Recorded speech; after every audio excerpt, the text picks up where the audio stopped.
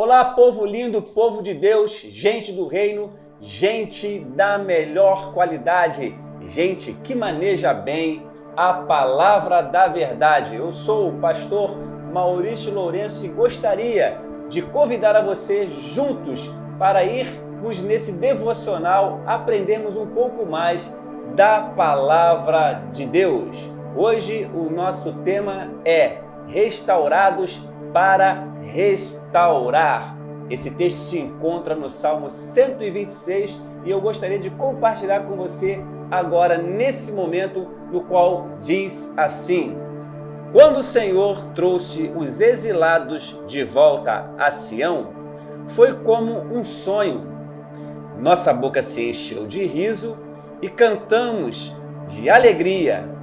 As outras nações disseram: O Senhor fez coisas grandiosas por eles. Sim, o Senhor fez coisas grandiosas por nós e por isso nós estamos felizes e alegres. Restaura, Senhor, a nossa situação, como os riachos revigoram o deserto, como as correntes do Negueb. Os que semeiam com lágrimas colherão com gritos de alegria. Choram enquanto lançam as sementes, mas cantam quando voltam com a colheita. Que palavra abençoada! O salmista nos traz uma palavra de gratidão acompanhada de fé e também de esperança. Esse salmo é um salmo que nós chamamos de pós-exílico, um salmo onde retrata através de uma canção. E vale ressaltar aqui que os salmos são saltérios, são canções, são músicas que expressam sentimentos.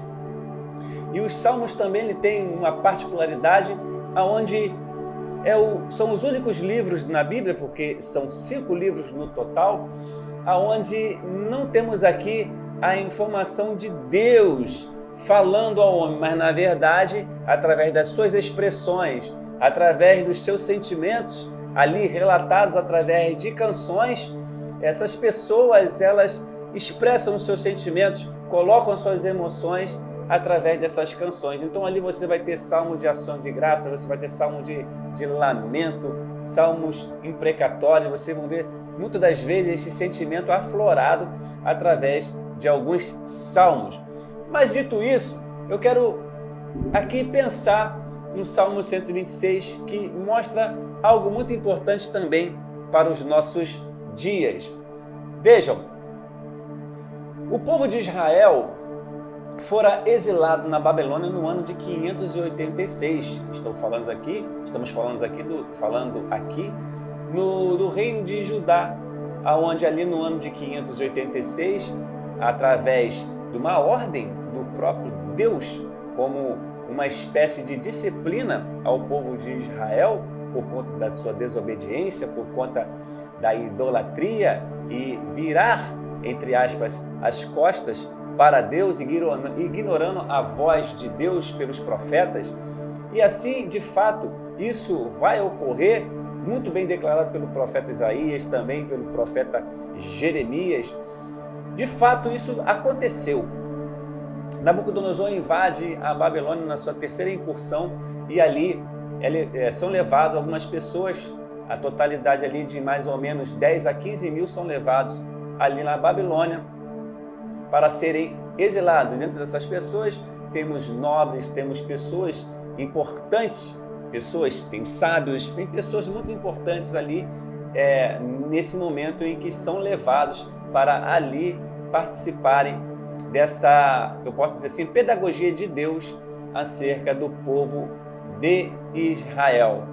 E esse período de pedagogia, podemos dizer assim, dura cerca de 70 anos, como bem profetizaram os profetas, e no seu retorno, depois de tantos enfrentamentos e tanto aprendizado, e nós vamos perceber que depois do exílio babilônico, o povo de Israel jamais vai considerar qualquer tipo de idolatria.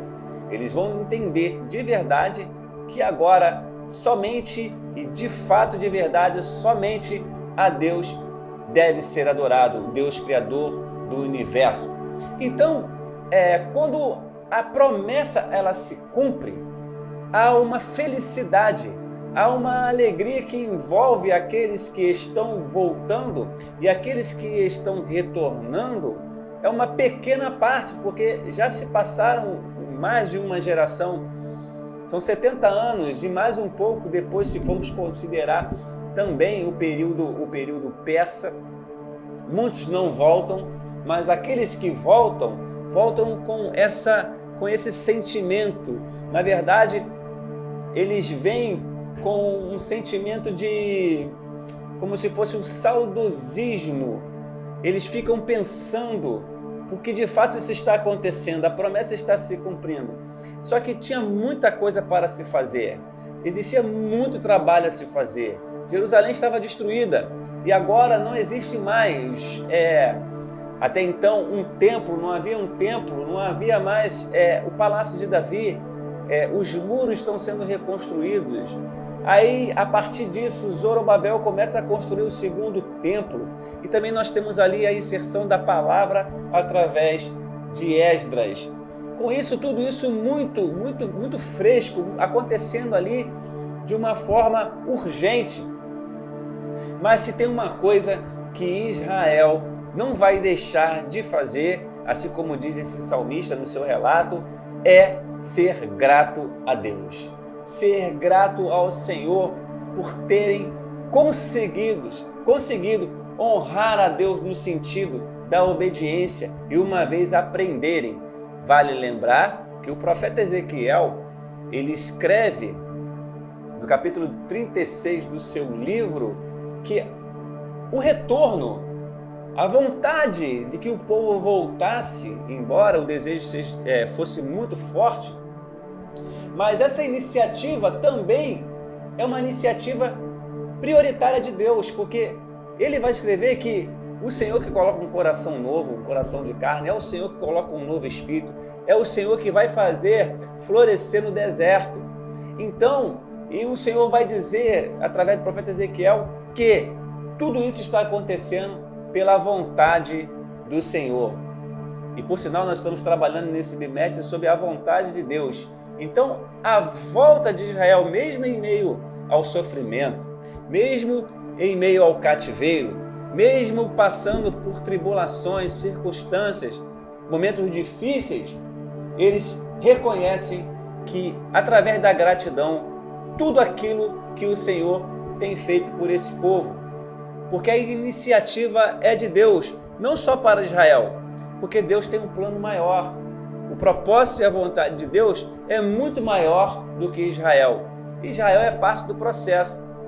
Então, aquelas pessoas, elas entendem a benevolência de Deus e são gratos quando olham para trás. Eles olham para trás e, apesar de terem sofrido, apesar de passar por dificuldades, apesar de passar por fomes, tempestades, ainda assim eles conseguem olhar e ver a gratidão como ponto importante nesse momento da história de Israel.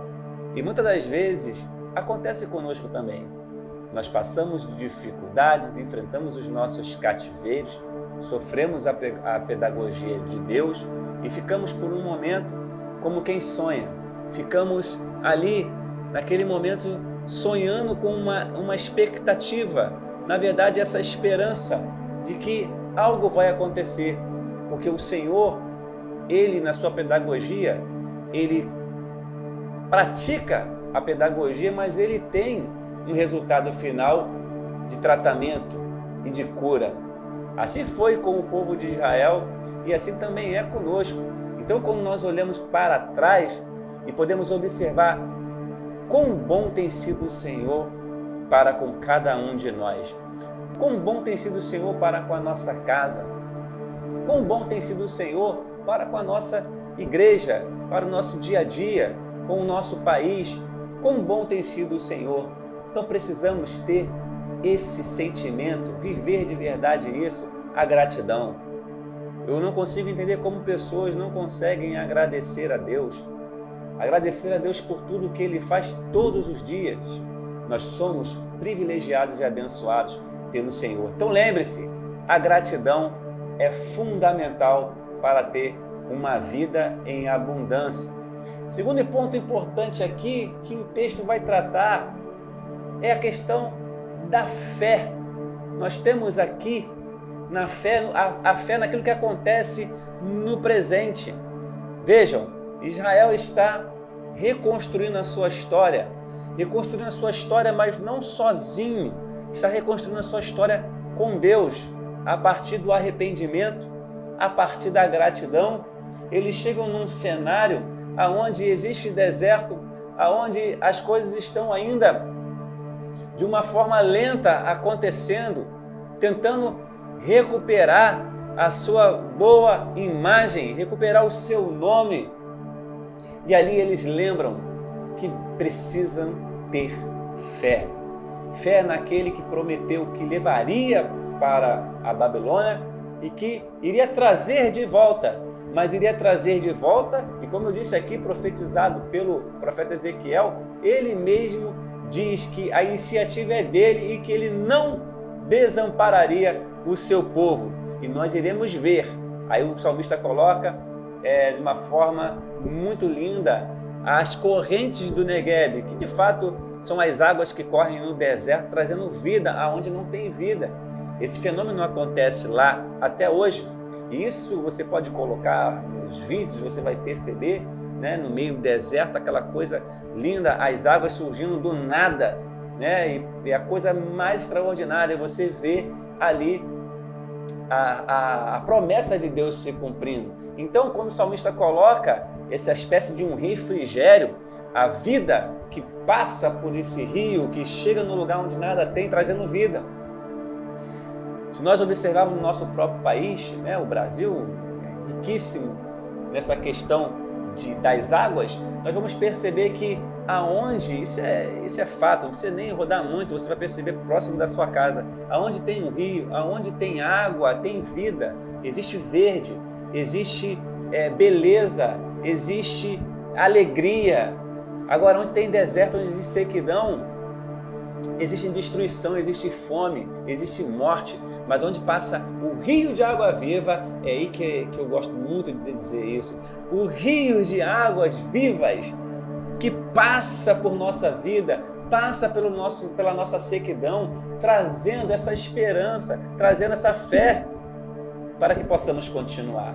Então, o momento do presente é o momento de fé, de termos a certeza de que Deus jamais irá nos abandonar.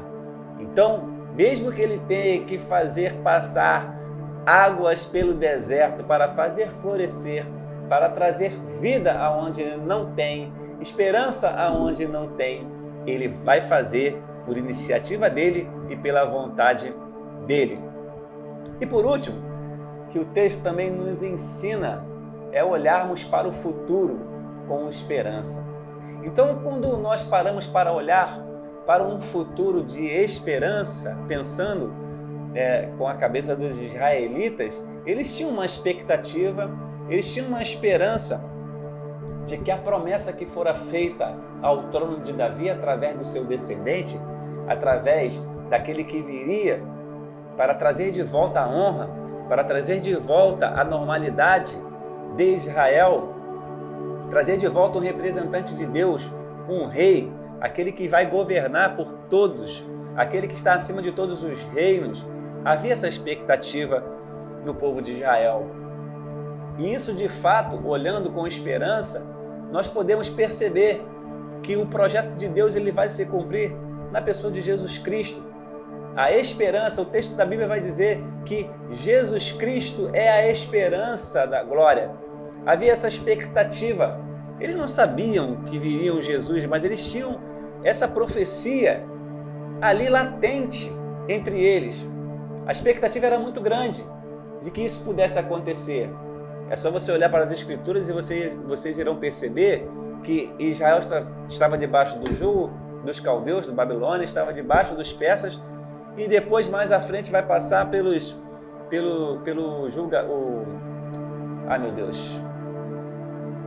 pelos gregos. Os gregos também irão oprimir e os romanos. Então esses 4 impérios. Vejam, até mesmo quando o Senhor Jesus Cristo, ele vem cumprir o propósito de Deus, Israel está debaixo de opressão. Então é importante que essa esperança passe a ter sentido. E como Jesus é o plano perfeito, Jesus é o plano maior, Jesus é a consumação da obra de Deus para toda a humanidade, vale a pena ter a esperança para o futuro. Isso também fala muito aos nossos corações, porque hoje não é diferente. Hoje nós somos o seu povo. Hoje nós somos, como costumam dizer algumas pessoas, o Israel de Deus, aqueles que foram alcançados por sua graça, por intermédio do Senhor Jesus Cristo. Também nós podemos dizer que temos a certeza da esperança de que Ele vem para buscar a tua igreja. Mas enquanto isso não acontece, o reino de Deus, através da pessoa de Jesus Cristo, do Espírito Santo, se faz presente. Por isso que a igreja precisa avançar firme na fé, primeiro, na gratidão, na fé e na esperança. Precisamos ter a esperança todos os dias, que o reino de Deus está presente. Precisamos ter a esperança todos os dias de anunciar esse evangelho de transformação, onde muitas pessoas precisam ouvir a palavra de Deus. Precisamos ter a esperança de que Jesus Cristo em breve voltará. Permanece aí então a gratidão nesse texto, a fé no presente e a esperança no futuro. Repetindo, gratidão olhando para trás, para um passado. Isso não quer dizer que você não precisa ser grato hoje e nem sempre, mas precisamos também ter a fé no presente, porque a fé está no passado, no presente e no futuro. Todos os dias precisamos da fé e olhar com esperança sempre até que Ele venha. Que Deus abençoe a sua vida, que Deus abençoe a sua casa, os seus passos. Deus te dê saúde física, emocional e espiritual, e que você possa compartilhar esse devocional. Nós somos o Centro Evangelístico Internacional aqui em Icaraí e queremos ter o prazer de tê-los conosco aqui em uma oportunidade que você puder estar aqui conosco. Sejam sempre muito bem-vindos.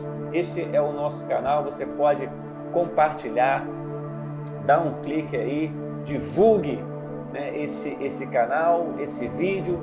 Estamos aqui todos os dias a partir das 18 horas com um devocional para a sua vida ter mais um tempero de alegria, tempero de graça, de gratidão, esperança, de fé e de muito amor no coração. Deus abençoe a sua vida, fique com Deus, beijo no coração, até a próxima!